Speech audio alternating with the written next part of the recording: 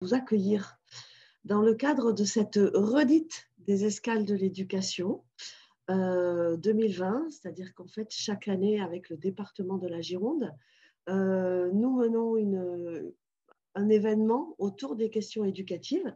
Et chaque année, nous choisissons un thème différent et une forme ou un territoire différent. Cette année, nous avions choisi l'émancipation.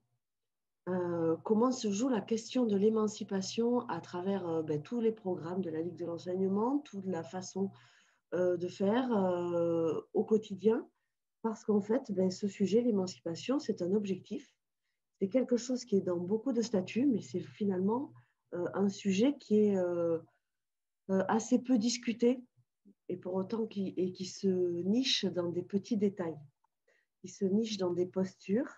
Voilà. Donc, on a fait pas mal de choses autour de l'émancipation, notamment 2 journées, le 3 et 4 décembre, sur l'animation jeunesse au défi de l'émancipation. Voilà. Je dis ça parce que je sais que dans l'assistance, là, il y a pas mal de personnes qui travaillent avec les adolescents ou qui sont bénévoles auprès d'adolescents. Donc, on a fait vraiment 2 jours de focus avec Virginie Poujol, qui est anthropologue, sur cette question de la jeunesse et de son émancipation. Et en période Covid, ça prenait vraiment aussi tout son sens. Voilà. Une des actions de ces escales de l'éducation, décidée en lien avec le département de la Gironde, était une conférence de Martine Jobert sur la question de lire pour s'émanciper. On s'était dit, on va la proposer d'abord aux lecteurs Lire et Faire Lire, manière d'animer avant tout notre réseau de bénévoles et on essaie comme ça de les nourrir régulièrement. Et on s'était dit, sans doute quand même, on va élargir notre public. Eh bien, au final, on a été complètement assaillis de lecteurs Lire et Faire Lire, donc on s'est arrêté à 70 personnes en se disant que voilà, au-delà de 80, de toute manière, on bloque, nous, en général, en se disant qu'après, c'est vraiment trop, quoi. Donc, au final, on a demandé à Martine Jobert de bien vouloir refaire cette conférence.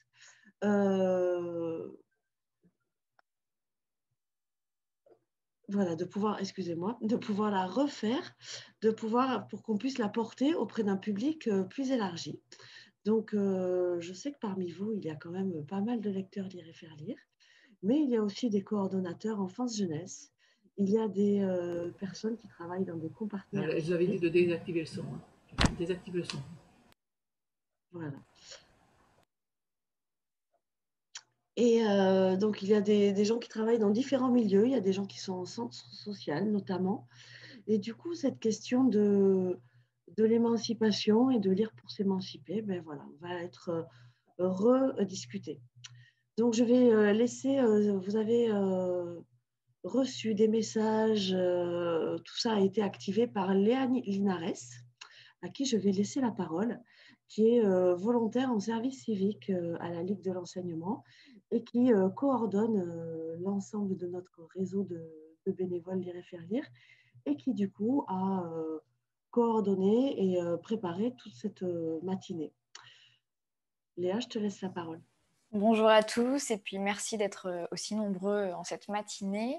Et puis merci à nouveau Martine Jobert, qui, je le rappelle, est professeure émérite de l'Université de Bordeaux en didactique du français et en sciences du langage, mais aussi chercheuse, d'être à nouveau présente pour sa conférence Lire pour s'émanciper, le rôle de la lecture et de la littérature dans le parcours d'émancipation collectif et individuel.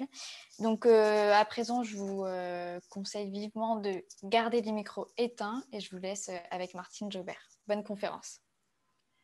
Bien, merci beaucoup Léa et bonjour à toutes, bonjour à tous. Alors avant de commencer cette communication, d'abord je vous remercie pour votre présence et c'est chaleureux, ça fait beaucoup de bien en cette période de confinement, de travail à distance pour nous à l'université parce que ça fait du bien de voir des gens, même si c'est un peu à distance, mais ça fait du bien de se retrouver dans des relations sociales. Voilà, donc merci pour votre présence. Le deuxième point, je voudrais remercier renouveler mes remerciements à la Ligue de l'enseignement et au Conseil départemental de la Gironde, donc la Ligue de l'enseignement 33, à Marie-Pierre Forgue et à Léa Linares pour leur sollicitation et puis leur accompagnement, parce que Léa m'a bien encadrée, m'a bien briefée, donc je la remercie pour sa vigilance tout au long du suivi du dossier. Et donc, je voudrais les remercier pour me donner l'occasion de réfléchir avec vous justement sur la lecture, les pouvoirs de la lecture dans l'émancipation, qu'elle soit sociale, collective, historique ou individuelle. Voilà. Alors, je vais passer en diaporama, je vais basculer sur le diaporama et je vous dirai à tout à l'heure pour la discussion, puisque a priori, on avait pris le parti lors de la première conférence de faire la conférence dans son intégralité.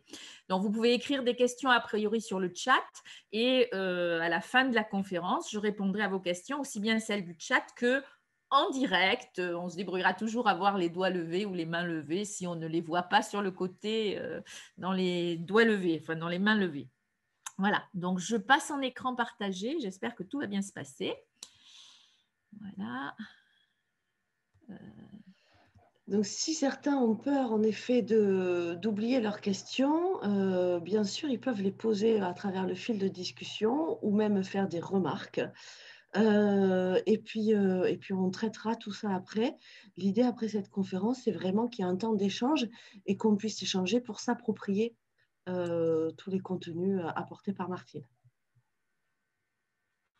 Bien, donc en attendant de pouvoir échanger, je vais donc commencer. Donc, on ne naît pas lecteur, on le devient, mais pas seul. C'est grâce à la médiation de personnes qui lisent, qui aiment lire, qui font découvrir les espaces insoupçonnés à conquérir, qui partagent les potentialités des dialogues avec les textes et soutiennent longtemps et sans faille les essais et les efforts coûteux des apprentis lecteurs, que ceux-ci peuvent s'approprier et faire leur cette pratique éminemment culturelle et personnelle. Alors nous tous ici, autant que nous sommes, engagés auprès des jeunes enfants, des adolescents, nous partageons cette certitude que lire, faire lire, participe de l'émancipation des jeunes, mais peut-être sans qu'on y pense moins, l'émancipation aussi de nous qui les accompagnons sur le chemin de la lecture. Alors cette conférence va être l'occasion d'interroger ce qui peut paraître a priori comme une évidence et que nous ne prenons peut-être pas suffisamment le temps de penser. La lecture comme activité émancipatrice du sujet et au-delà, facteur de développement de l'être humain. Alors, ma conférence va s'organiser de la manière suivante. Après une brève introduction, je vais développer un paradoxe, parce que si lire, on en est persuadé, a un pouvoir émancipateur, pour lire, il faut d'abord se soumettre pour mieux se libérer, et on va voir quelles sont les contraintes de soumission que la lecture exige d'un lecteur pour qu'il puisse ensuite s'émanciper.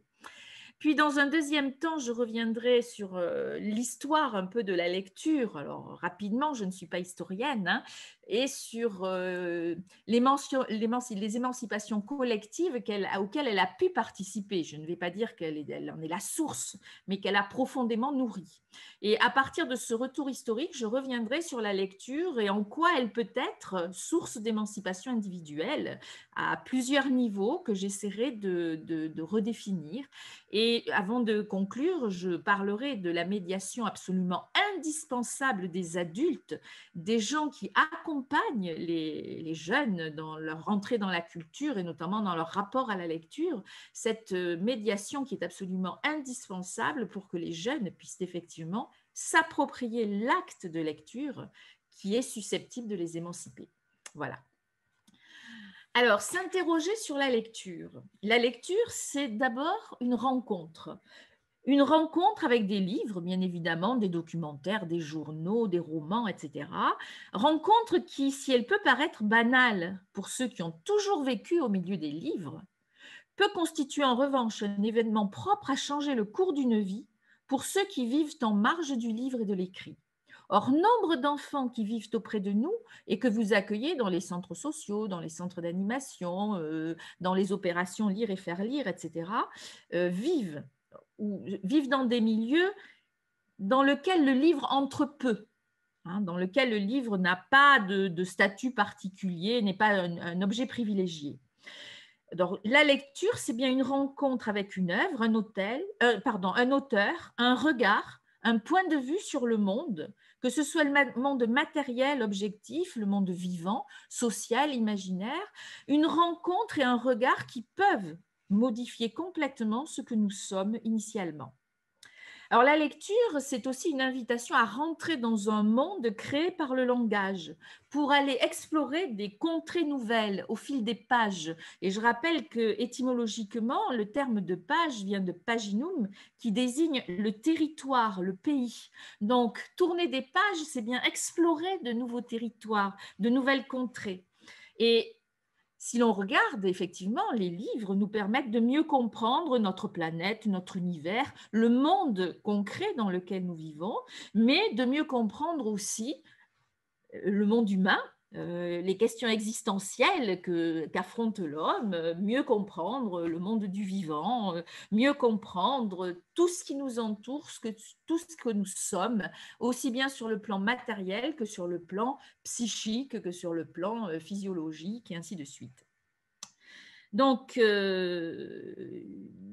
la lecture, je dirais, se plonger dans un livre, dans un journal, dans un écrit, c'est vraiment l'aventure intellectuelle et la découverte de nouvelles contrées.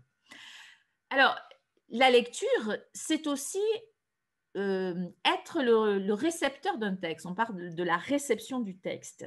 Et cette réception du texte, comme le montrent les recherches sur la lecture, suppose un dialogue et une activité créatrice de la part de celui qui lit. En effet, la signification d'un texte ne gît pas dans le texte lui-même, elle n'est pas en dépôt dans les lignes imprimées, ni cachée dans les pattes de mouche, mais elle est le fruit du dialogue que chaque lecteur noue avec le texte. Ainsi, le sens d'un texte, c'est l'ensemble des interprétations, toujours renouvelées, que chaque lecture suscite en lien avec sa propre expérience, ses questions et ses lectures antérieures. De ce fait, un livre, un journal, un roman, une encyclopédie, malgré les apparences, loin d'être un univers clos, bien borné entre la première et la quatrième de couverture, ou la une et la dernière page, sont en réalité une porte ouverte et invitent à l'ouverture, au questionnement, à la réflexion. Longtemps après, le texte que nous venons de lire continue à cheminer en nous et à nous travailler. Alors, en ce sens, et même avant d'approfondir la question, la lecture peut être considérée comme une activité émancipatrice, ou tout au moins potentiellement émancipatrice. Alors, qu'entendre par activité émancipatrice? Si l'on revient sur l'étymologie du mot, émanciper vient d'émancipare, un terme latin qui est construit sur le préfixe ex et le radical mancipium, qui est lui-même une composition, puisque c'est manus capere, qui veut dire prendre en main. Donc, ex mancipium, c'est se sortir d'une prise en main, c'est se sortir du fait d'être la propriété de quelqu'un. Parce qu'effectivement, au départ, c'est lié au système juridique des ventes et des échanges. Et émanciper, c'était affranchir du droit de vente.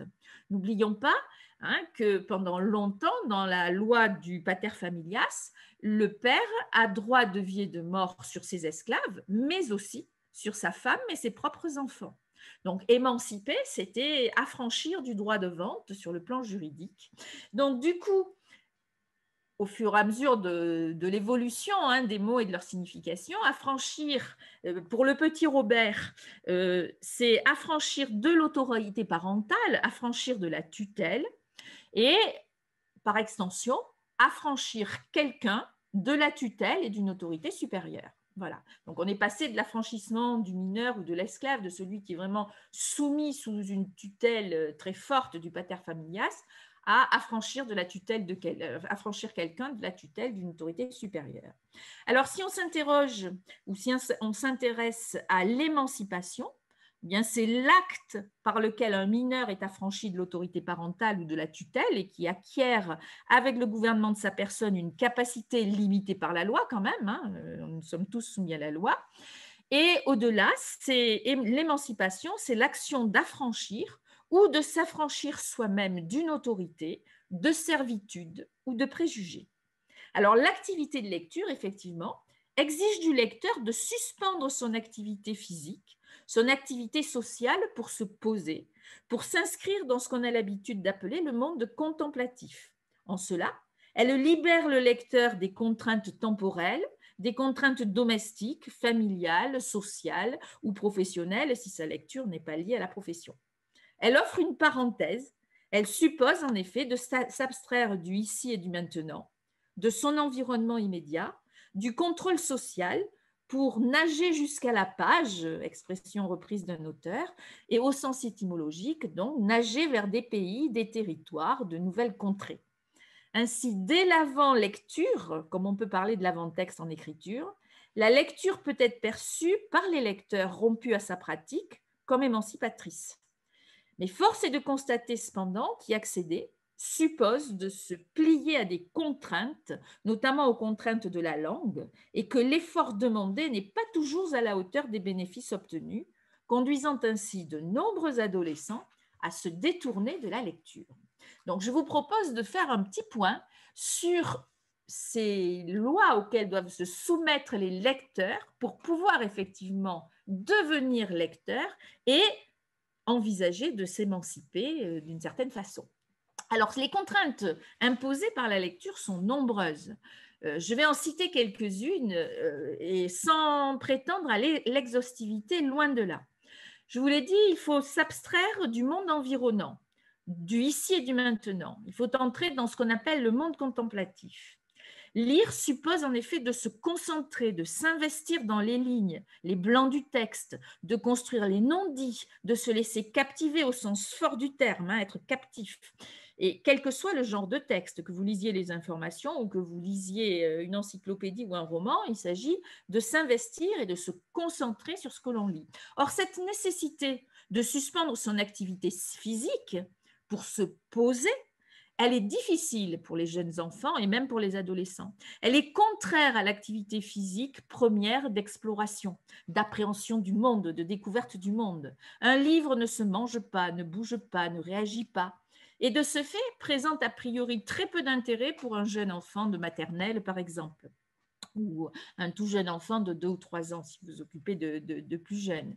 Et d'autant plus que le livre détourne souvent, dans certains milieux, les parents qui sont plongés dans leur propre lecture, soit sur l'écran, soit sur le papier, et qui privent l'enfant de moments partagés avec lui. Donc, le livre peut même être un concurrent dans la relation familiale dans certains milieux. La lecture suppose aussi de se soumettre à un code qui est particulièrement difficile concernant la langue française. La seule connaissance de l'alphabet ne permet pas de lire la langue française.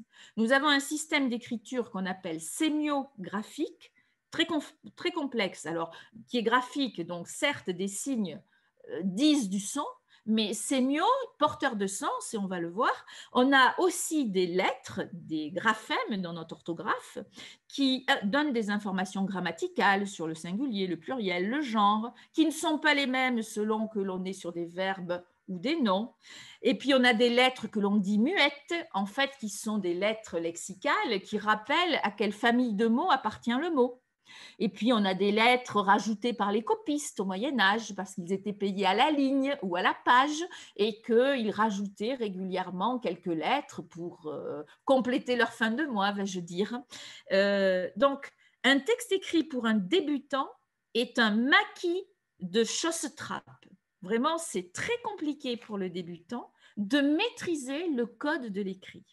Et puis, la lecture suppose de se soumettre à des usages nouveaux de la langue. Alors, bien sûr que pour celui qui maîtrise la lecture depuis longtemps, on ne voit pas trop où est le problème. Mais en réalité, la langue de l'écrit, si elle ressemble à la langue de l'oral, a quand même de fortes spécificités. C'est-à-dire que ces spécificités sont liées à la situation même de lecture. Quand on lit, on ne partage pas le contexte avec l'auteur, on ne partage pas la situation avec l'auteur que l'on est en train de lire. Donc, l'auteur essaye de reconstruire linguistiquement tous les éléments dont nous avons besoin pour nous représenter les scènes dont il parle. Alors qu'à l'oral, puisqu'en général, nous partageons la situation avec notre interlocuteur, le doigt qui pointe remplace très facilement la désignation linguistique des objets dont on parle. Et si vous regardez, si vous réfléchissez un peu à vos conversations quotidiennes à table ou avec des collègues, regarde ça, attrape-moi ça, tiens, oh, regarde là-bas, tu as vu? Nous parlons très rapidement et c'est très efficace en termes de communication quotidienne avec le doigt qui pointe et le ça, le là, le truc, là-bas, ici. Voilà. Ce qui est radicalement impossible dans le cadre de l'écrit. Tout doit se construire linguistiquement. Du coup, cette langue de l'écrit, elle est en décalage par rapport aux usages ordinaires des enfants qui, au départ, n'ont que l'oral comme culture linguistique, si vous voulez. Alors, d'autres exemples pour vous montrer cette particularité de la langue écrite. À l'oral, la répétition est souhaitable parce que si l'interlocuteur décroche, eh bien, par la répétition du thème, il peut raccrocher son attention et réinvestir la discussion. C'est ainsi que vous allez entendre des parents vous dire « Ah tiens, tu sais pas, j'ai rencontré le prof de ma fille. Ah ben tu sais, le prof, il m'a dit que, et le prof est le prof. » Alors que dans la littérature, et dans la littérature au sens large, que ce soit les romans, les albums de jeunesse, les encyclopédies, etc., les documentaires, on évite la répétition. Et dans Le Petit Chaperon Rouge, la petite fille, ça va être la belle enfant, la pauvrette, elle, qui vont être autant de personnages pour le jeune enfant qui ne maîtrise pas encore le fonctionnement de cette langue écrite, qui ne répète pas le thème, mais qui le reformule avec des synonymes. Et ça sera pareil dans le documentaire, quand en lisant quand on lit des informations sur le loup, où on va parler du méchant animal, de cet animal rusé, non, là on est dans Le Petit Chaperon Rouge, mais dans le documentaire, on aura le loup, cet animal, ce félidé, ce carnassier, qui sont autant de reformulations d'un même animal, mais qui, pour les enfants, peut renvoyer à 2, 3, 4 animaux différents. Le carnassier n'étant pas nécessairement le loup et le félidé non plus. Et puis, autre point particulier aussi dont on prend peu la mesure, c'est que quand les enfants ont construit leur rapport à l'espace et au temps à l'oral, en parlant de ici, là-bas, aujourd'hui, hier, demain, maintenant, ces termes-là, on ne les trouve pas à l'écrit. Si vous voulez organiser le temps à l'écrit, dans une histoire, c'est ce jour-là, à ce moment-là, pour dire le maintenant de l'histoire, pour dire le hier dans l'histoire, c'était la veille, et pour dire le demain dans l'histoire, c'est le lendemain. Et en termes d'espace, je vous l'ai dit, puisqu'on ne peut pas pointer avec le doigt, on doit reconstruire linguistiquement tous les indicateurs spatiaux. Donc, pour les enfants qui maîtrisent la langue de l'oral, eh bien, il y a un nouveau travail à faire pour maîtriser les outils qui permettent de reconstruire l'espace et le temps dans l'écrit. Autre exemple encore qui peut paraître anodin, mais qui est très problématique pour des jeunes enfants, et assez tard encore, jusque vers 6-7 ans dans la scolarité, 7-8 ans, c'est reconnaître qui parle dans les dialogues. À l'oral, pas de problème. Il suffit de regarder les interlocuteurs ou d'écouter pour qu'à la tessiture de la voix, on reconnaisse qui parle. Mais à l'écrit, privé de matière sonore, a priori, quand on lit silencieusement, il faut arriver à identifier quels sont les interlocuteurs et donc comprendre ce qu'on appelle les incises, les introducteurs de paroles dans la langue écrite, qui précisent qui parle. Sauf que à l'oral, jamais les enfants n'ont entendu « dit Pierre »,« hurla-t-il »,« s'alarma X ou Y ». Et quand on demande aux enfants qui parlent dans des dialogues écrits, très souvent, vers 6-7 ans, ils sont dans la grande difficulté de préciser à qui renvoie l'incise, à qui renvoie dit Lily, dit Pierre, dit Ourf. Bon, pour eux, c'est le premier nom indiqué qui parle, ou ça n'est pas nécessairement celui indiqué dans l'incise. Et donc, vous le voyez, tous ces éléments-là, propres à la langue de l'écrit, qui n'existent pas dans la langue de l'oral, sont des difficultés importantes qui gênent les enfants dans leur compréhension et leur appréhension du texte. Alors maintenant, dernier point encore, se soumettre à un texte, selon les genres de textes que l'on lit, ce ne sont pas les mêmes modalités de lecture qu'on va mettre en œuvre. Si le texte littéraire suppose de lire de haut en bas, de bas en haut, enfin de haut en bas et de gauche à droite, et de manière assez exhaustive l'ensemble du texte, même si parmi vous, je suis sûre qu'il y en a qui ont hâte de connaître la fin du roman qu'ils lisent et sautent une grande partie des chapitres pour aller lire le dernier, et puis reviennent à une lecture plus tranquille maintenant que l'on connaît la fin. En principe, on lit tout dans un roman, alors que dans un texte documentaire, on ne lit pas tout. C'est un texte en général multimodal qui mélange des informations iconographiques, des informations linguistiques, des schémas, etc. Et donc, on lit en fonction des questions qu'on se pose, pas nécessairement de haut en bas, de gauche à droite, exhaustivement, mais on va picorer dans une image sa légende, le carré de texte, le pavé de texte en lien avec l'image, sans nécessairement lire la double page documentaire ou l'ensemble de l'article documentaire. Vraiment, on lit par rapport aux questions que l'on se pose quand on est dans le texte documentaire. Et puis, se soumettre au texte, on ne peut pas faire dire n'importe quoi au texte, d'où les pratiques de lecture, de retour en arrière, de suspension de sa lecture pour revenir vérifier si vraiment on ne s'est pas trompé dans sa lecture. Ceux qui sont des usages complètement inconnus à l'oral, on est dans l'incapacité de revenir en arrière dans l'oral pour vérifier. On coupe la parole à son interlocuteur pour lui demander de préciser ou de dire « mais est-ce que je t'ai bien compris ?» Voilà. Donc, vous voyez, un fonctionnement de l'oral et de l'écrit qui sont quand même différents et dont on ne mesure pas, quand on maîtrise les deux, les écarts et les difficultés potentielles que ça peut poser aux élèves. Ce qui veut dire que l'apprentissage de la lecture est un apprentissage très coûteux pour les enfants, les adolescents, notamment et plus particulièrement pour ceux qui sont éloignés de la culture écrite, dans leurs milieux sociaux d'origine, dans leur famille, etc. Donc, la lecture nécessite un effort important pour les débutants et c'est pourquoi il ne suffit pas de savoir lire au sens le plus basique du terme pour continuer à lire.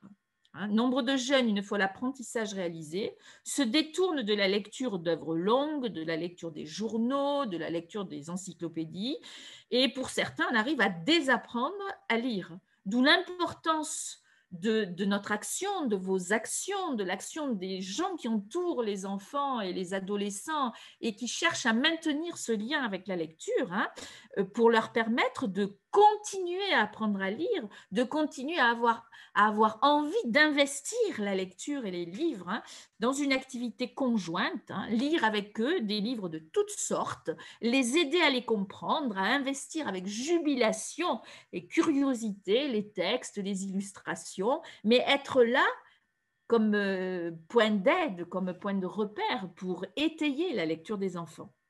Parce qu'évidemment, nous le savons, et l'histoire en apporte la preuve, nous savons combien la lecture, une fois maîtrisée, peut être un outil puissant d'émancipation.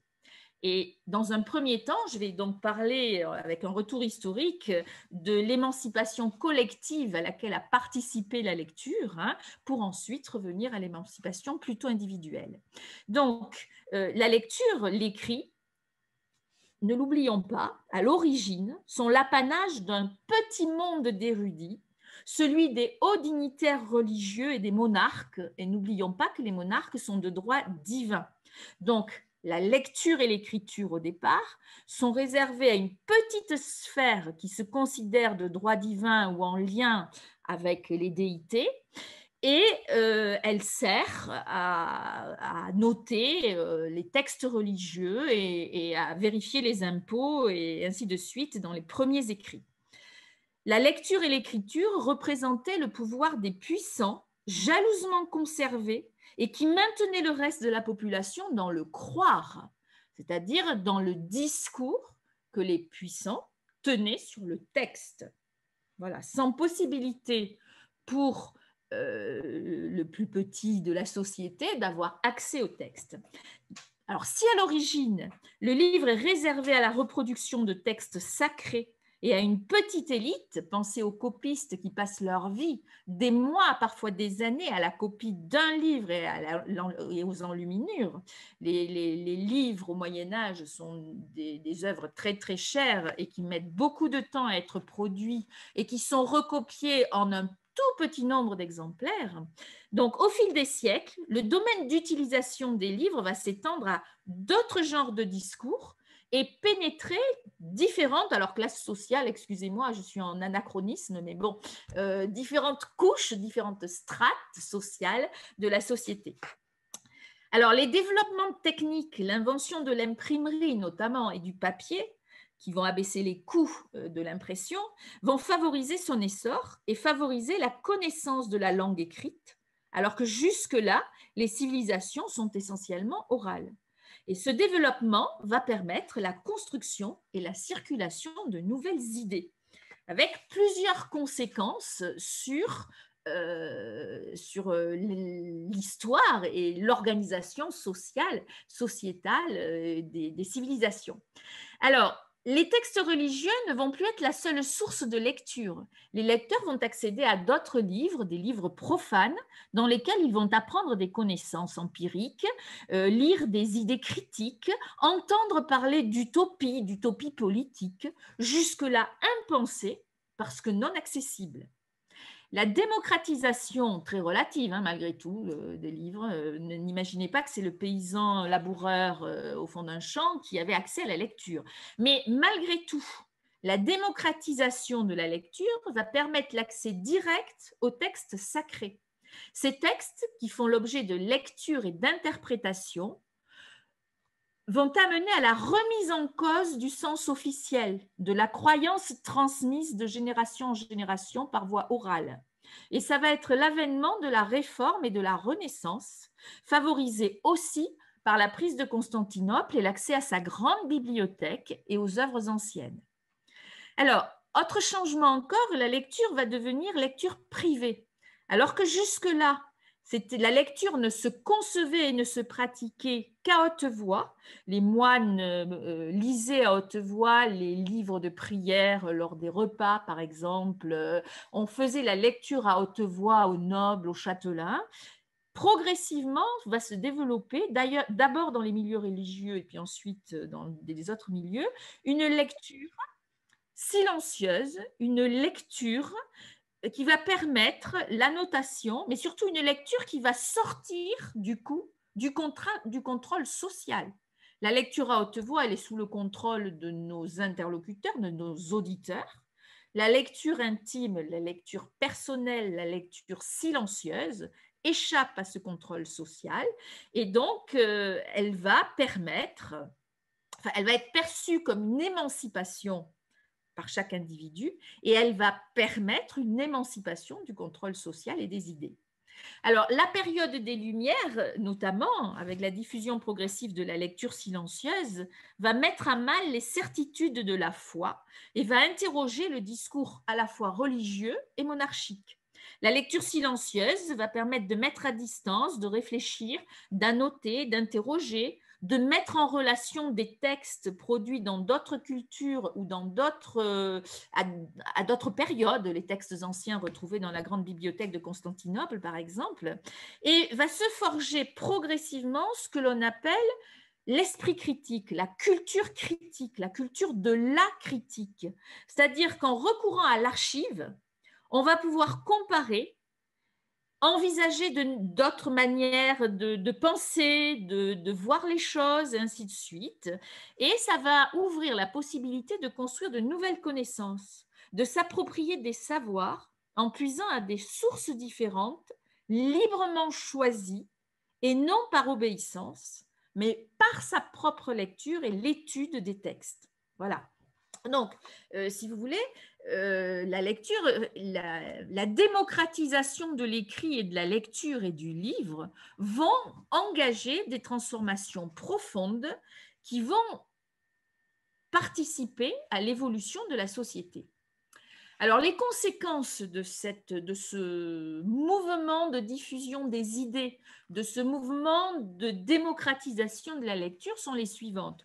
Je vous en ai déjà parlé, le développement du livre et de la lecture, avec la redécouverte des œuvres originelles anciennes via Constantinople, vont être étroitement liés à l'humanisme de la Renaissance et à l'apparition, la construction de la Réforme, avec notamment les travaux de Luther.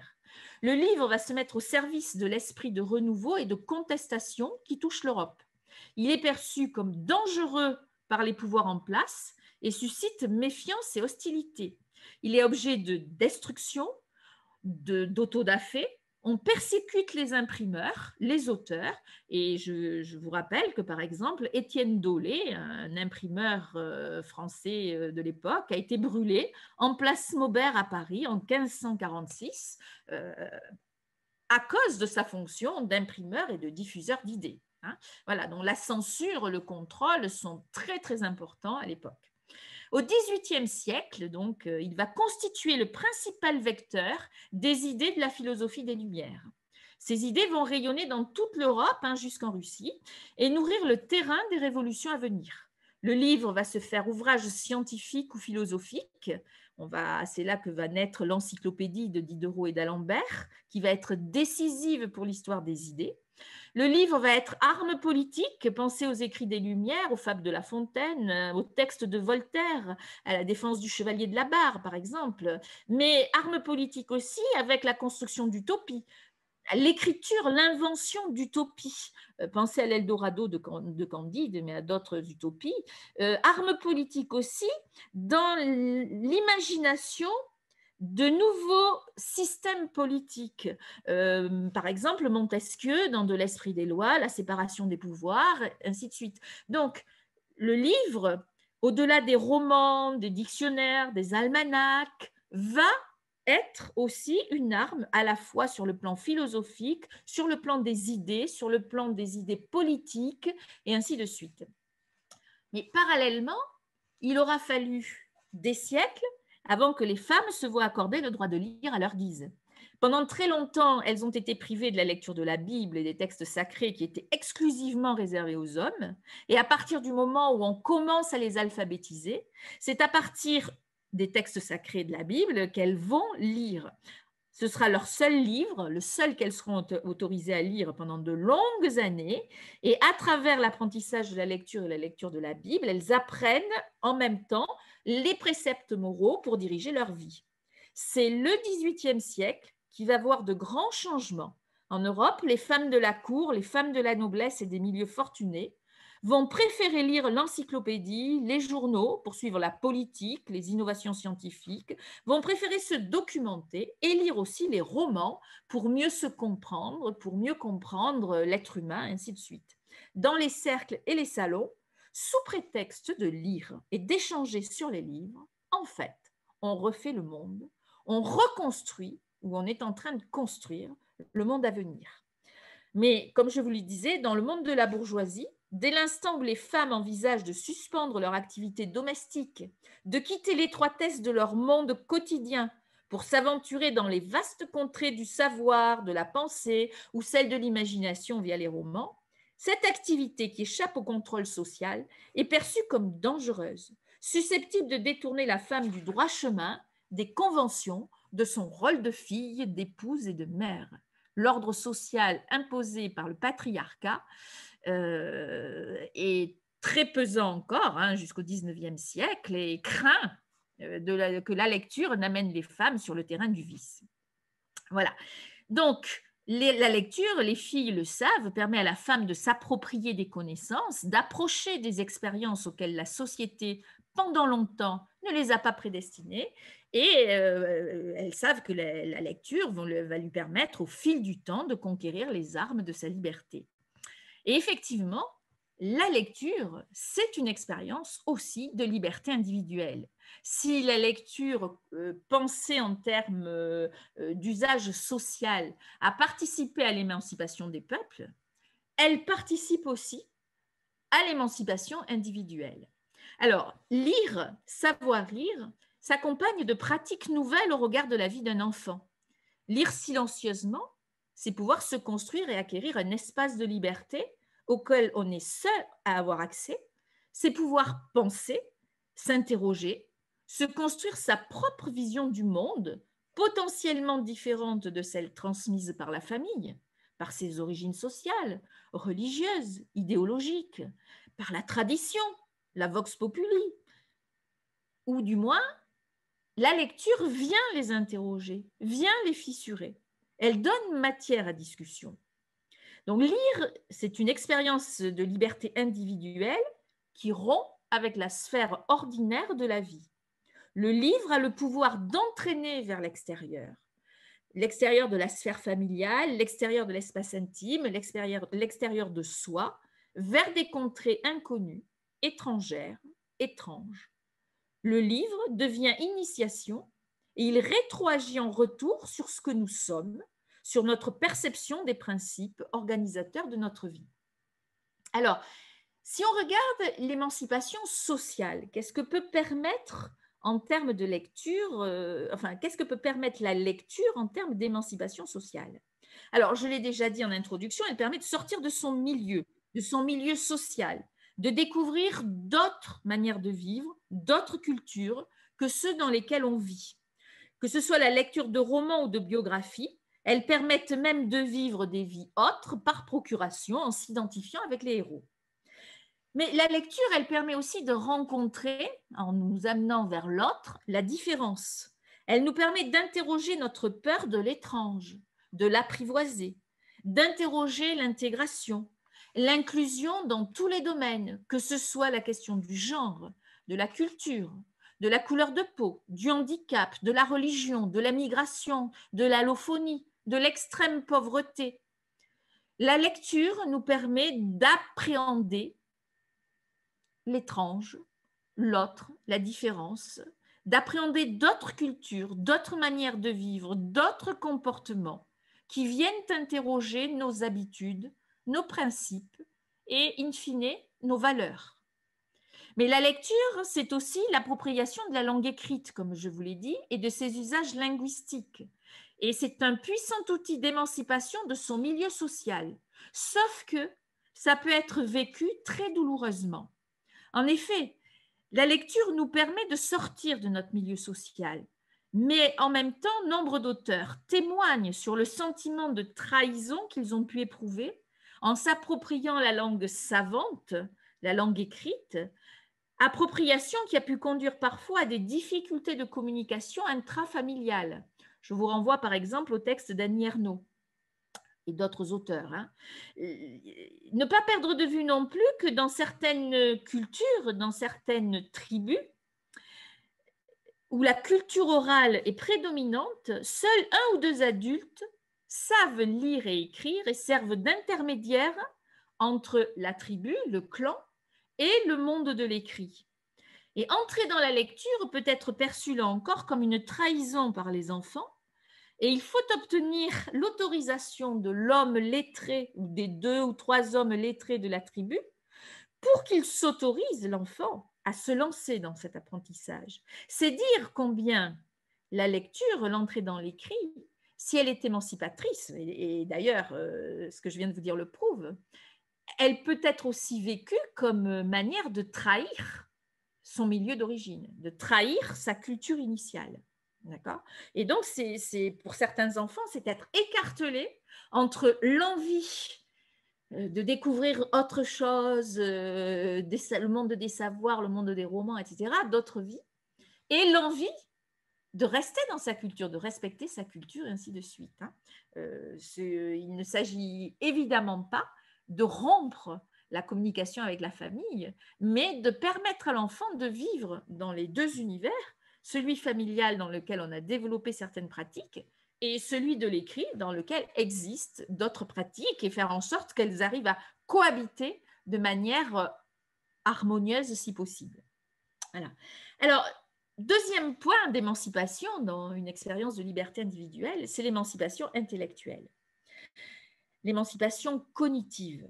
Alors, s'affranchir du ici et du maintenant, s'affranchir du contexte étroit organisé autour du jeu dans la communication orale, hein, pouvoir organiser le temps et l'espace indépendamment de soi, construire des représentations mentales uniquement à partir du texte lu ou de la voix qui le lit, c'est disposer d'outils puissants pour accéder au monde de la connaissance, pour accéder à l'infiniment petit, l'infiniment grand, le lointain dans le passé ou dans l'espace géographique, monde auquel nous ne pouvons pas accéder immédiatement, monde auquel nous ne pouvons pas avoir accès de manière tangible et qui nécessite le recours à des textes de savoir.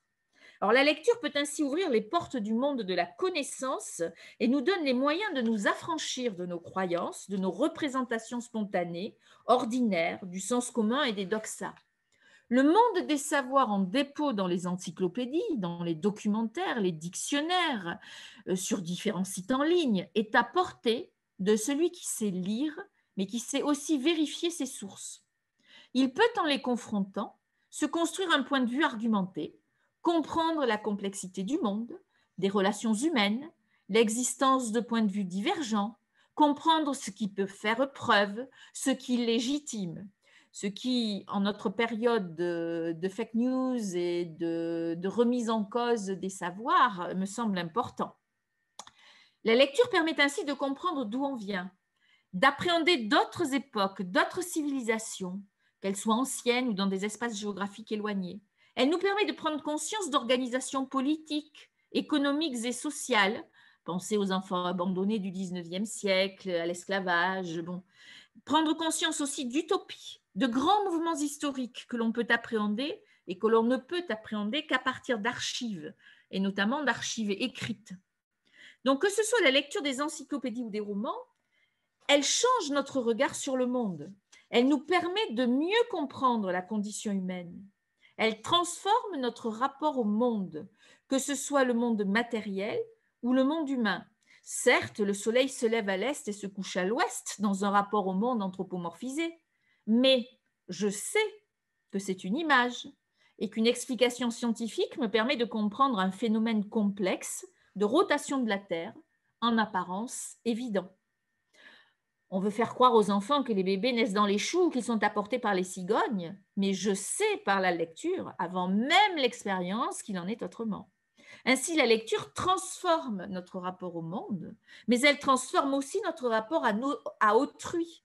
Elle nous permet de comprendre les relations humaines, elle nous permet de comprendre des comportements comme la ruse, l'avarice, le sacrifice, le dépassement de soi, de nous interroger sur la justice, la loi du talion, la peine de mort, son interdiction, d'interroger les lois qui visent à orienter nos comportements sociaux. La lecture peut être ainsi une arme pour s'affranchir de l'ignorance, de l'obscurantisme, pour les contrer de manière argumentée. Tout à l'heure, je vous parlais des remises en cause des savoirs. Pensez au retour du créationnisme et des idéologies toujours vivaces qui menacent l'édifice des savoirs scientifiques construits au fil de l'histoire par la recherche scientifique. D'où l'importance de ne pas négliger la construction de l'esprit critique que peut favoriser l'accès à la lecture. Enfin, il s'agit aussi d'appréhender le pouvoir du langage comme créateur de monde, créateur d'objets. Le langage, qu'il soit au service de la connaissance ou au contraire au service du jeu littéraire, ou pire, du leurre, du mensonge et des fake news dont je vous parlais.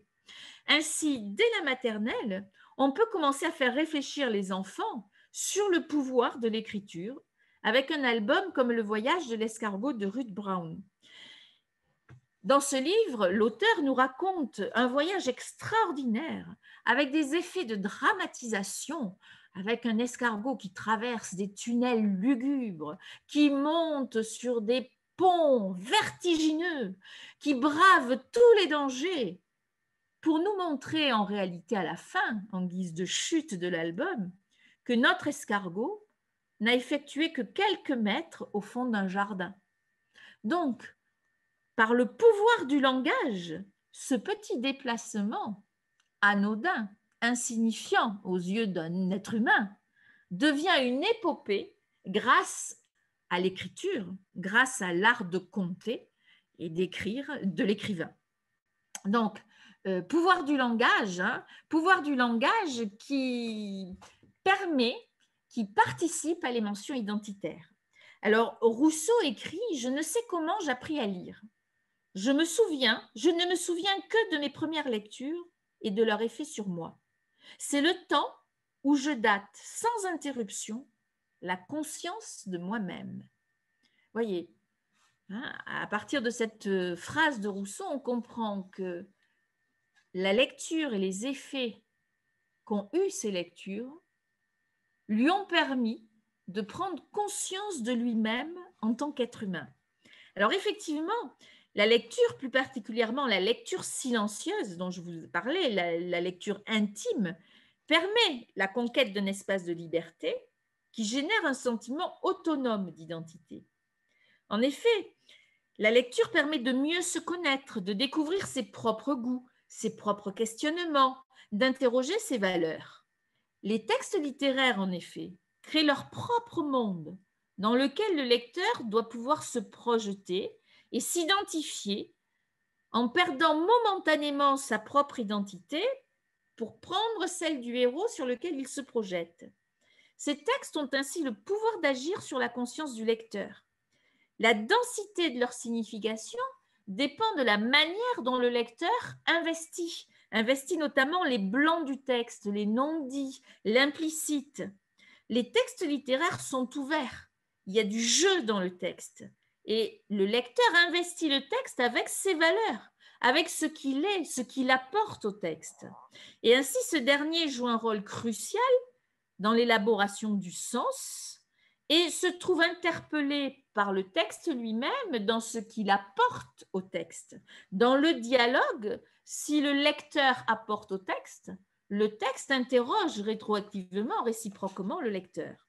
En mobilisant ses facultés cognitives, émotives, il s'investit en tant que sujet qui agit, qui lit, mais qui se construit également en tant que lecteur et qui devient le sujet lecteur à travers les liens qu'il entretient avec le texte.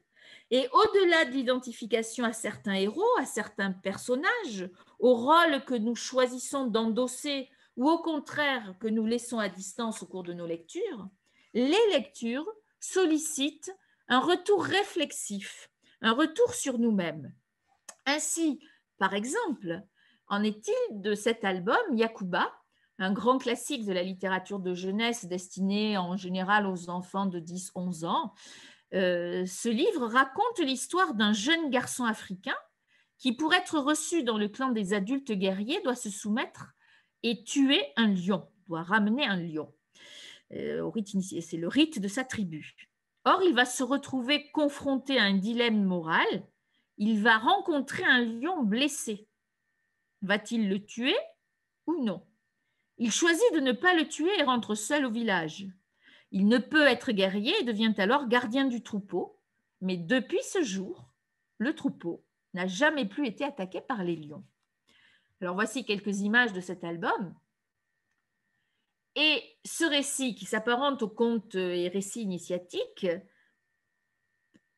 nous interroge sur la notion de courage, d'honnêteté avec soi-même, avec les autres, sur le droit à la différence. En effet, en fonction des points de vue de chacun, Yacouba peut être perçu comme non courageux de n'avoir pas tué le lion, donc lâche, ou au contraire courageux d'avoir choisi délibérément d'aller à l'encontre de la pression sociale et de rester en accord avec ses valeurs. Mais il peut aussi être vu comme peu futé, de ne pas profiter de la situation qui lui offre la gloire sur un plateau. De même, la fin de l'œuvre et l'épilogue, puisque depuis ce temps-là, le troupeau n'a plus jamais été attaqué par les lions, nous interroge sur ce choix. Le pacte implicite entre Yacouba et le lion peut être interprété comme une récompense pour le héros, sa mise à l'écart et sa situation sociale pouvant finalement correspondre à ses valeurs, la sagesse et la bonté. Les nombres implicites dans le texte rendent indispensable l'engagement du lecteur et son activité créatrice dans une relation de dialogue avec les potentialités du texte qui, dans le même temps, révèle le lecteur à lui-même. Est-ce que je considère Yacouba comme courageux, non courageux, rusé, pas futé? Est-ce qu'au contraire, je trouve qu'il a eu un comportement sage et honorable? Chaque lecteur peut avoir son interprétation et donc le livre le renvoie à lui-même. Et les interprétations diverses nous renvoient, nous invitent à réfléchir sur nos valeurs, sur ce que nous considérons comme important dans la vie, dans notre vie individuelle et dans la vie collective. Donc, la littérature nous confronte ainsi à de multiples questions, à de multiples réponses possibles et nous aide, peu ou prou, à répondre à la question « Qui suis-je ?» ou tout au moins à cerner des réponses possibles, évolutives au fil des âges. Alors, un dernier point d'émancipation auquel on pense rarement, mais qui me semble pourtant très important, c'est l'émancipation affective et esthétique. Alors, qu'entendre par là? En tant que sujet vivant et agissant, nous sommes très concrètement le siège d'agitation émotionnelle, physiologique, psychique, sur lesquelles nous avons des difficultés parfois à mettre des noms, et les enfants notamment. Les œuvres d'art, et notamment les œuvres littéraires, mais pas que, je dis bien les œuvres d'art, mettent en scène ces émotions, ces ressentis physiologiques, psychiques, etc., et les construisent par le discours. Ce qui amène certains auteurs à dire que la littérature, c'est une technique sociale du sentiment. C'est la littérature et les œuvres d'art qui permettent de transformer nos émotions, qui sont des ressentis physiologiques et psychiques, en sentiments que l'on peut désigner. L'amour, l'amitié, la jalousie, etc. Alors, les œuvres artistiques et littéraires mettent ainsi en tension le monde des significations du texte avec des sentiments qui sont désignés et mis en scène, avec le monde de l'expérience vécue, avec ses manifestations psychiques et physiologiques. Et c'est cette distance, si vous voulez, ce décalage entre les émotions perçues dans le langage, qu'on se représente et qui sont verbalisées dans le langage lors de la lecture, et les émotions vécues dans des expériences réelles qui font de la réception esthétique un travail qui peut médiatiser l'expérience du lecteur et son identité, et dans certains cas les transformer. Et c'est en ce sens qu'on parle de l'art comme technique sociale du sentiment. Nous reconfigurons nos émotions, nous les reconstruisons, nous les interprétons grâce au sentiment social, aux termes sociaux utilisés pour décrire ces émotions. Et du coup, nous pouvons parler de ce que nous éprouvons en partageant les sentiments, le monde des sentiments, en ayant recours à la désignation des sentiments. Voilà. Alors, pour un psychologue comme Vygotsky, l'expérience esthétique est le lieu privilégié de l'évolution des émotions et les œuvres artistiques, un des plus importants instruments que la société ait élaboré au cours de son histoire pour médiatiser à travers eux l'expérience psychique et l'identité des individus et des groupes. Donc, dans cette perspective, chaque nouvelle lecture, comme chaque nouvelle expérience, est susceptible de densifier nos sentiments en tant que résonance sociale et individuelle. En ce sens, l'identité personnelle, affective, est un long processus fondamentalement culturel et social qui s'opère à travers des outils de médiation que peuvent être les tableaux de peinture, les œuvres musicales, mais aussi la littérature.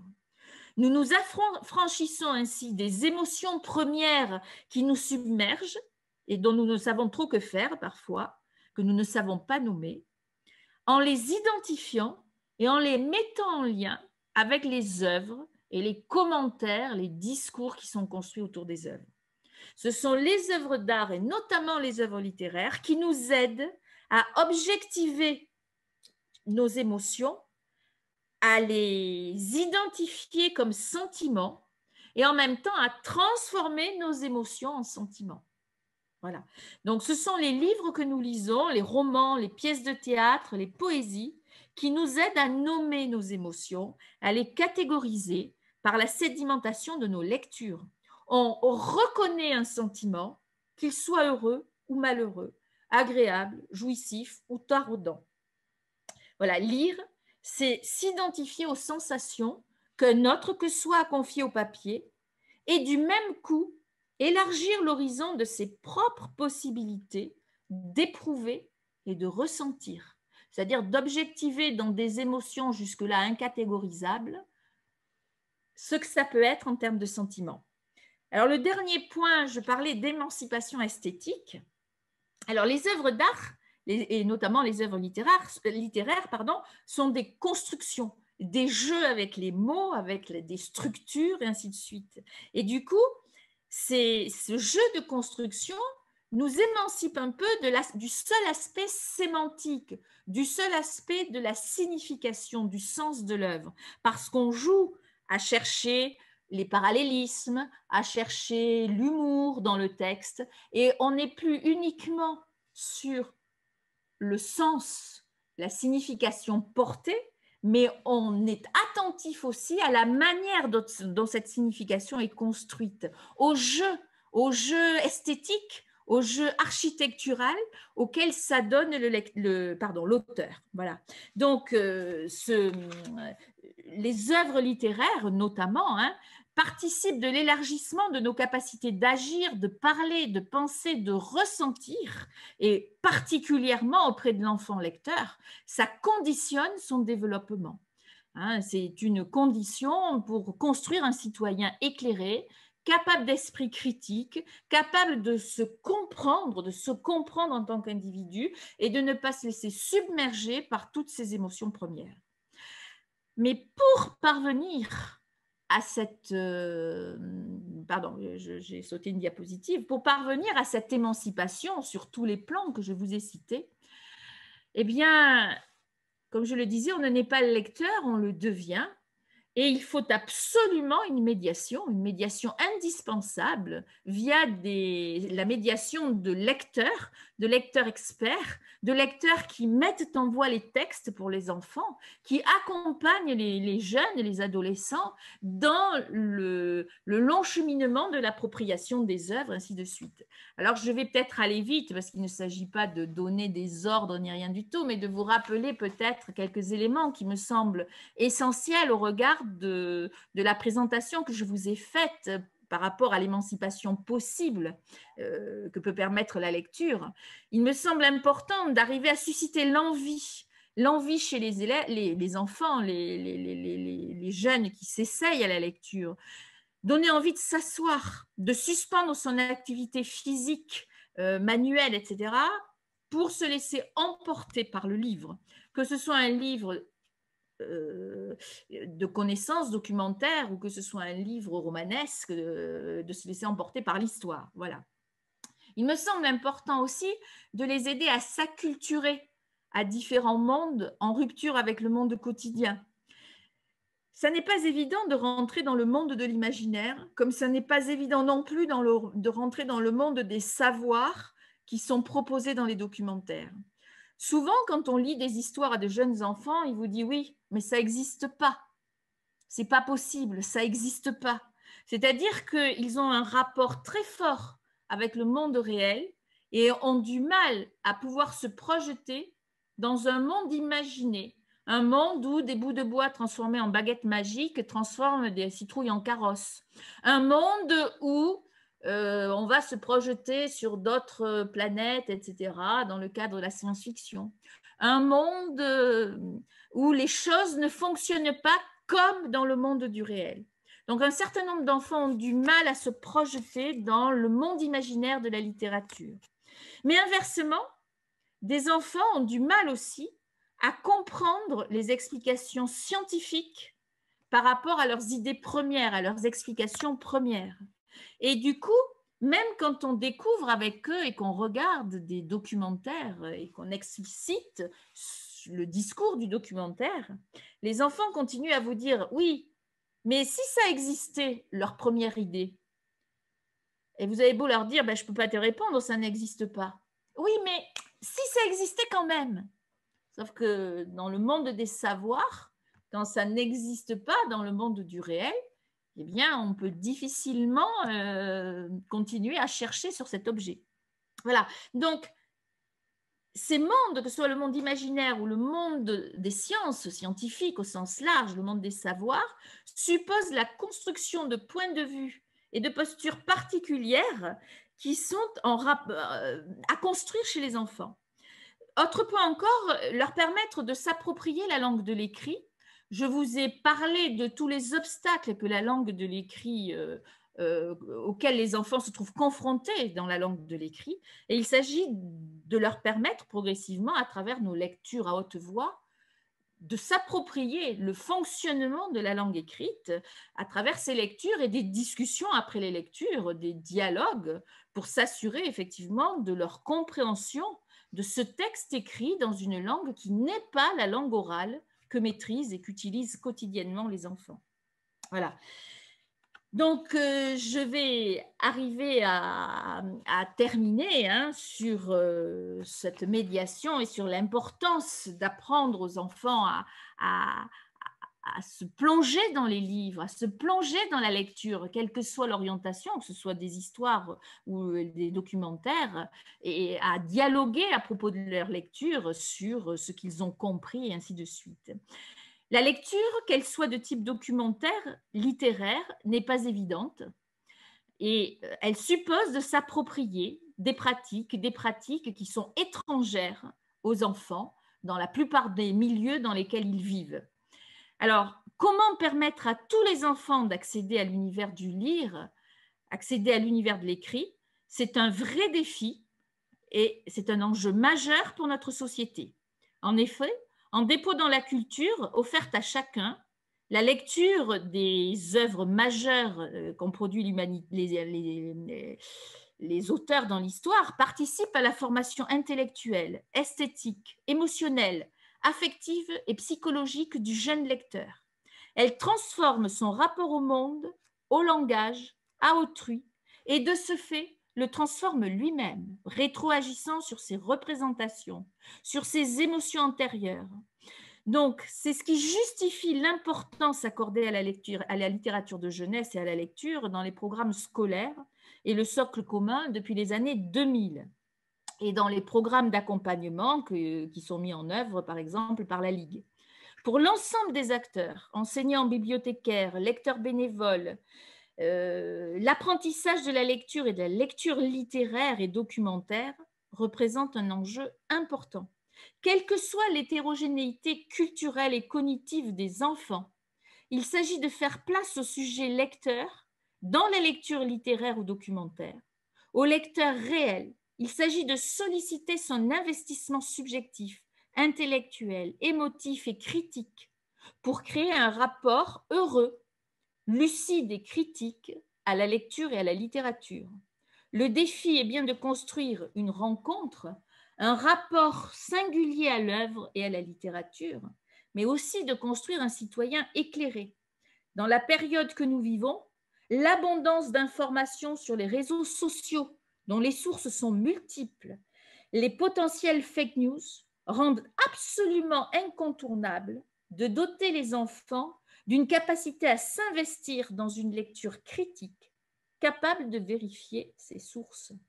Et je crois que nous tous, adultes autour d'eux, c'est ce que nous essayons de faire et c'est ce qu'effectivement il est important de faire pour leur avenir et notre avenir. Voilà, je vous remercie beaucoup de votre attention et je vous remercie beaucoup de votre action en faveur de la lecture auprès des jeunes que vous fréquentez.